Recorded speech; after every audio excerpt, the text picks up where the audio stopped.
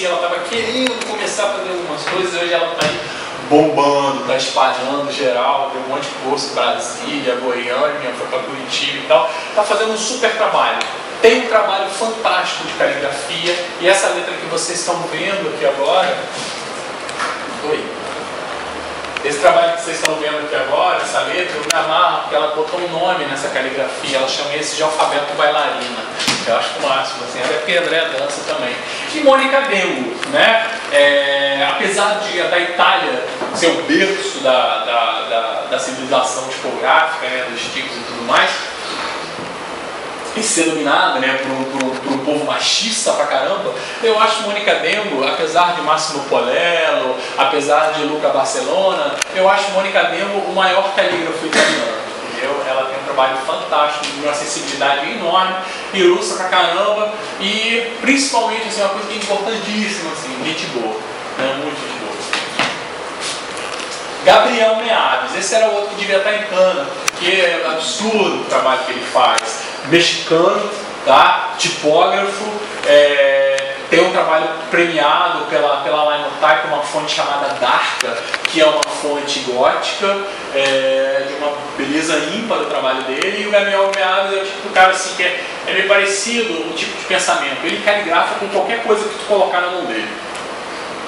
Sei lá, cara, pega um chumaço de cabelo, entrega na mão do cara e o cara se vira. É impressionante, né? Mas tudo. Próximo. Reza Bedini e Thomas Engmeyer. Reza Bedini é um iraniano, um cara assim com potencial enorme, uma realização fantástica, trabalha muito com posters, trabalha com ilustração usando caligrafia, né? E é uma referência no mundo árabe, né? No mundo da caligrafia árabe, não só por fazer coisas árabes, mas pela questão da ilustração e pela questão de fazer também alfabetos ocidentais. O Thomas Engmeyer, ele é o cara, assim, é um americano que tem um trabalho muito expressivo, um trabalho muito autoral, assim, você percebe realmente o trabalho do cara, assim, você reconhece várias coisas que ele faz. E ele tem um trabalho tão bom, que para vocês terem um exemplo, existe uma sociedade na Europa chamada Society of Scribes and Illuminators, ou seja, Sociedade dos Escribas e dos Ilustradores, né? Quando se fala em Society na Inglaterra, é diferente de você falar Association. Society é uma coisa realmente muito fechada, é para poucos, tá? O Thomas Engmeyer foi o primeiro não europeu a ingressar nessa sociedade. O cara abriu portas e tem um trabalho fantástico. Próximo. Cláudio Gil, sou eu, tá? Já trabalhei bastante aqui, eu falo pelos boleiros, perdão aí galera e tudo mais. Eu sou bacharel de design gráfico, o que mais que eu sou aqui? Eu pesquiso caligrafia, também leciono caligrafia, e a partir de 2003 eu comecei a expor. Isso foi uma coisa muito interessante, porque eu não tinha a menor. Eu gozado que eu tinha uma vontade enorme de fazer coisas com meus trabalhos de design, de expor e tudo mais. Cara, nunca consegui, não que eu nunca consegui, não, já expus. Mas não era uma coisa assim, sabe? Era uma coisa muito fria. Aí quando eu comecei a expor caligrafia, eu achei muito interessante, né? Porque apesar de ser aquela coisa assim, pô, a exposição tá lá montada, tudo mais, beleza, né? Porque o barato é montar mesmo, né? O barato é fazer, imaginar e tal, até a coisa ficar pronta. Mas é interessante, porque tem um prazer muito grande de expor meu trabalho, né? Eu acho que o artista deve ter um prazer muito grande de colocar a tua cara a tapa, né? Ver o que você vai fazer. Aqui alguns, colocar para as pessoas, né, o que você faz. Aqui, no caso, uma exemplificação de alguns trabalhos, né, detalhes de alguns trabalhos. What else? Sim, detalhe de um trabalho que eu fiz, geralmente todos os trabalhos em papel e tecido, e aí eu pude pintar em cima de um tecido muito interessante, que é a pele humana, né? Então isso daí foi parte de um filme que eu participei, um aluno, um ex-aluno, um amigo, né, Paulo Nora, ele me convidou para fazer as caligrafias nos atores do filme, né? Que o cara era uma história de um artista que ia ficando cego e ele sonhava com essa mulher toda caligrafada. Eu estou até com o filme aí, só que eu não sei se vai dar tempo da gente passar, por questão de tempo e tudo mais. Mas enfim, né? Detalhe também de trabalho, isso aí é serigrafia. No caso eu fiz essa serigrafia, mas não tem nada digital. Eu fiz já a caligrafia direto, as duas cores eu fiz direto no acetato e depois gravei a tela para imprimir. Aí no glossário e tudo mais, lelelé, ok. Gabi, é só dar Ctrl W. E aí vamos procurar um arquivo, vem aqui, ó.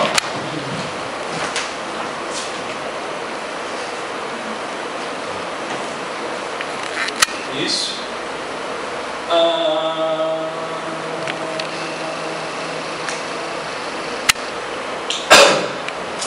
Eu não estou achando. Esse aqui. Bem, eu vou mostrar um arquivo que o Cláudio Rocha me mandou sobre quando a caligrafia se torna marca. Mas tudo bem, está aberto ali, a gente vai só para isso. Ctrl L. Isso é uma marca de uma papelaria que será lançada no dia 25 de novembro no Rio de Janeiro, chamada Luferella. Tá? Para realmente princesa, né? Por isso que tem a coroa. Né? Mas a verdade é a junção de alguns nomes. O interessante é que é o seguinte, é uma marca caligráfica, de essência caligráfica, mas que é interessante você pensar a caligrafia. Na verdade, eu teria que ter trazido um outro arquivo para mostrar a diferença assim. No traço, eu consigo assinar isso aí, na boa. Mas a diferença que dá o transporte que você faz do traço que você fez ali na mão, ali, que você demora menos de 5 segundos para fazer, e depois algo que tem que se tornar uma marca, né?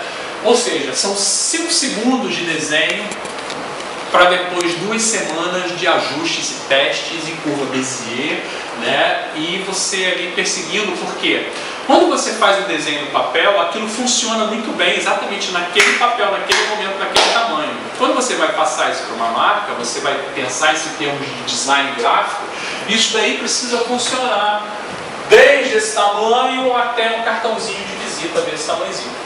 Tá? Então, o importante vocês notarem é que se nota melhor a questão do contraste, ó, da ponta chata, que a gente estava vendo, né? Que quando se desce, quando se pesa, né? Quando se desce, o movimento sai pesado, né? Sai grosso, e quando se sobe, ele sai fino. Pode fechar, tá? Ctrl W. Tá? E aí é o seguinte, né? O que é isso? Isso daí é aquela letra L do Luferella, que vocês viram anteriormente, transformada em patterns, transformadas em padrões. Esses padrões eles são transformados, depois eles são retrabalhados ainda para serem transformados. Aí no caso é o básico, é só o desenho preto e branco, né? É só a essência. Depois a gente trabalha fundo, trabalha cor, trabalha ilustração e tudo mais. Isso daí simplesmente é composto somente pela letra L. Só tem letra L aí. Tá, naquele Luferella. E a gente consegue compor um padrão que vai ser aplicado em papelaria, para ser aplicado em folhas de guarda de livro, tecidos para serem aplicados em capas de caderno, tecidos que serão transformados em camisas e roupa e tudo mais. Né? Agora é o seguinte, galera, a gente tem que ir passando aqui embaixo, um a um. Né? Então, esse é qual? Esse é o... Eu tenho o nome do arquivo aqui. Tudo bem. Vamos no 15, vamos nesse último, a gente vai. Também, ó, só com a letra L. Eu vou modificando, vou brincando da maneira com a qual eu organizo. Somente usando aquela coroa de cima, né? Somente. Isso, parte 2. Uma forma mais simples, né? De se utilizar a letra L, uma coisa mais arejada. Coroa. Mais uma forma de se utilizar a coroa, a organização agora está, eu transporto ela para os 4 lados, de cabeça para cima, de lado, de cabeça para baixo, enfim, girado. Somente a letra A, né? Olha só como é interessante você pegar aquela letra A que é toda firulesca, né? E você transforma, ela produz formas altamente geométricas, coisas quase quadradas. Não, é parte coroa 4, é o de baixo, é o de baixo, é o de baixo. Isso. Coroa, né, simplesmente produzindo uns tons assim, meio lembrando coisas de azulejo e tudo mais. Coroa 2. Ainda utilizando a coroa, ver como é que funciona o sistema diferente, né? Como é que ele vai transformando essas linhas, elas vão se unindo e vão se transformando em coisas mais contínuas, né? Parte 4. Ainda a letra L, né, tentando transformar isso num gradeado, numa coisa um pouco mais simples, né, alguns corações que surgem, ou seja, as surpresas vão acontecendo também. Parte 13, a questão da origem, né? Do alfabeto original, né? Da letra original, aquele que eu mostrei para vocês. Ok? Pode dar um Ctrl Q. E aí, se tiver alguma pergunta, tá? Agradeço